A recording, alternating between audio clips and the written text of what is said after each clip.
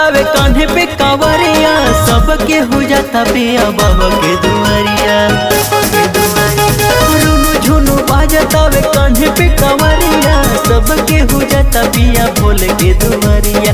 करतावे हमरो विचार जाइका, असो बाबा के चरण में जल ढार आइका, असो बाबा के चरण में जल ढार आइका।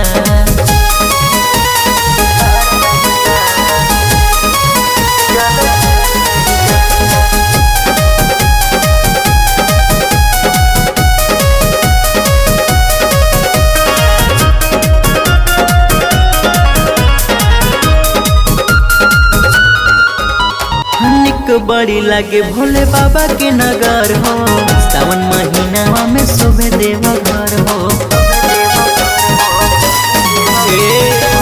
बड़ी लागे भोले बाबा के नगर हो, सावन महीना में शोभे देवा घर। अरे आई जब अगला सोमवार जाइका, असो बाबा के चरण में जल ढार आइका, असो बाबा के चरण में जल ढार आइका।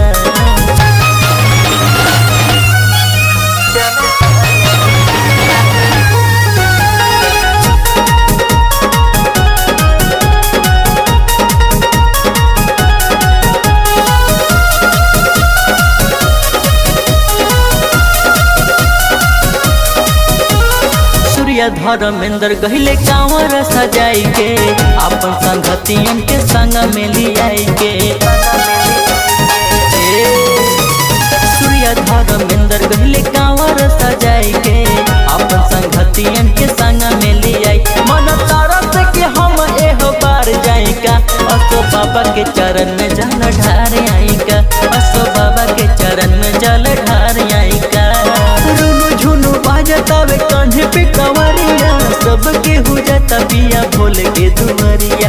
करतावे हमरो विचार जाइका, असो बाबा के चरण में जल ढार आइका, असो बाबा के चरण में जल ढार आइका।